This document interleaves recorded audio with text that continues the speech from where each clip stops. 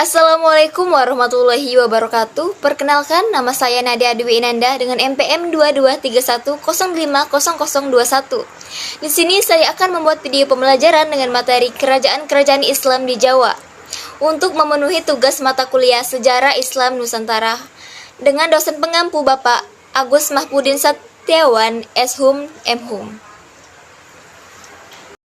Berdirinya Kerajaan Demak dimulai saat runtuhnya Kerajaan Majapahit pada abad ke-15. Dan pada saat itu seluruh wilayah yang menjadi kekuasaan Majapahit mulai melepaskan diri, salah satunya wilayah Demak yang mendirikan kerajaan mandiri. Pendiri Kerajaan Demak yaitu Raden Patah yang merupakan putra terakhir dari Kerajaan Majapahit yaitu Prabu Brawijaya. Raden Patah wafat pada tahun 1518 dan pemerintahannya dilanjutkan oleh putranya yaitu Patih Unus. Patih Unus menginginkan Kerajaan Demak menjadi kerajaan maritim terkuat, ditandai dengan kuatnya armada Angkatan Laut Kerajaan Demak. Portugis yang selalu berusaha untuk memonopoli perdagangan mulai terganggu, sehingga beberapa kali terjadilah pemberontakan antara Kerajaan Demak dan Portugis, dan pada saat itu wafatlah Patih Unus dan pemerintahannya dilanjutkan oleh Sultan Trenggono.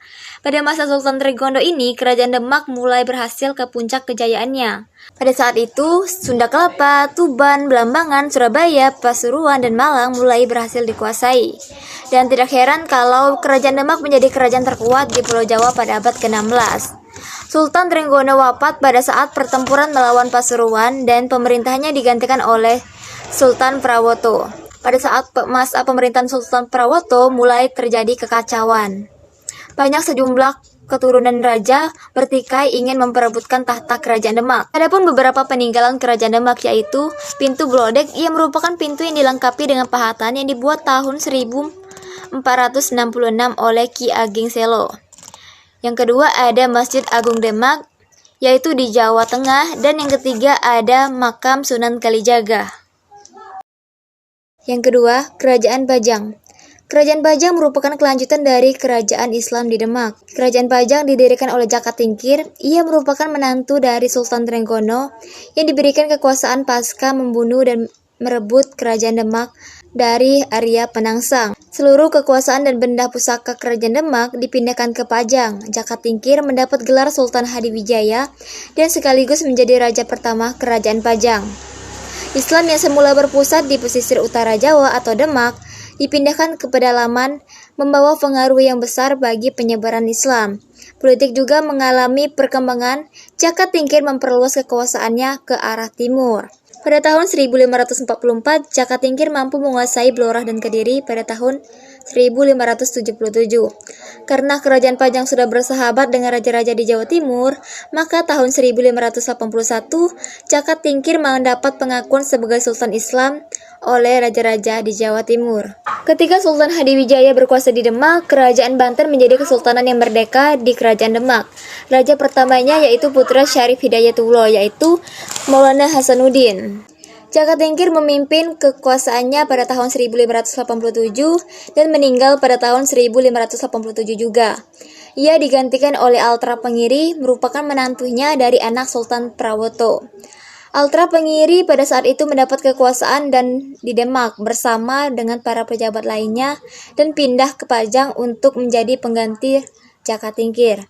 Sementara anak dari Jaka Tingkir, yakni Pangeran Benowo, mendapat kekuasaan di Jipung yang sekarang bernama Bojonegoro.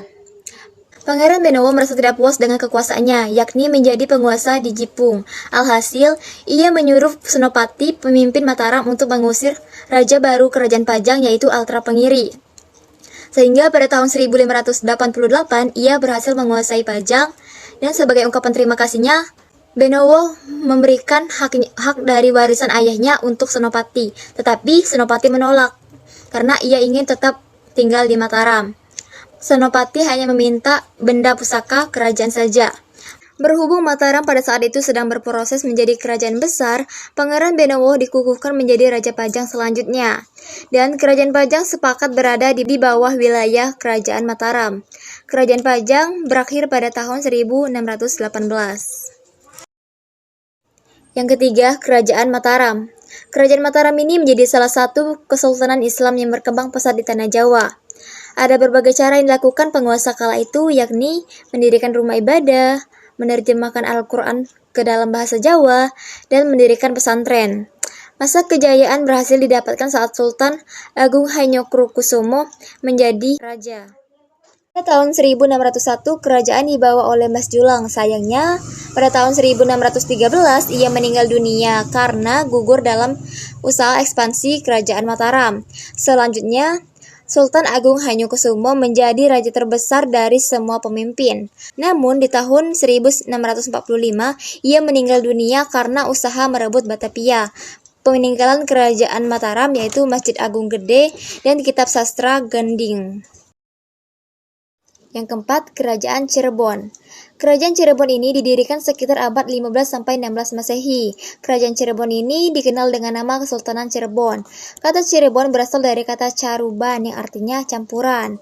Dikarenakan masyarakat Cirebon tidak hanya berasal dari kalangan pribumi, tapi juga dari Cina yang sudah memeluk agama Islam. Saat pemerintahan Cirebon kuat, Pangeran Ulam Sungsang tidak mau membayar upeti sehingga Raja Pajajaran pun marah. Lalu Raja Pajajaran mengirimkan pasukan untuk menyerang Pangeran Ulam Sungsang. Namun tentara kerajaan Pajajaran berhasil ditaklukkan dan akhirnya Pangeran Ulam Sungsang berhasil mendirikan kerajaan Cirebon.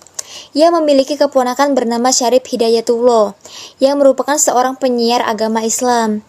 Tentunya Syarif Hidayatullah menjadi sangat penting dalam pengembangan Cirebon, sehingga namanya menjadi Kesultanan Cirebon. Disebutkan orang Islam sudah ada di Cirebon pada tahun 1470 sampai 1475 Masehi.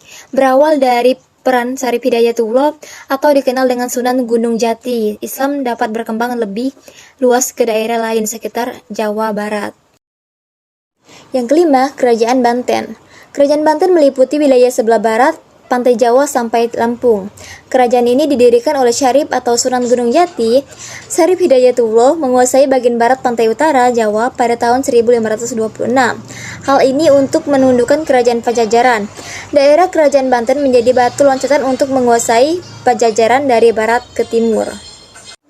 Kerajaan Banten menjadi basis penyerangan kerajaan Demak dengan Cirebon untuk menguasai kerajaan Pajajaran dan pelabuhan Sunda Kelapa. Penyerangan Pajajaran dilakukan karena penolakan Pajajaran atas penyebaran agama Islam dan menolak pengakuan kerajaan Demak. Meskipun pelabuhan Sunda Melaka dikuasai tahun 1527 Masehi, namun kerajaan Banten tetap menjadi daerah kekuasaan kerajaan Demak.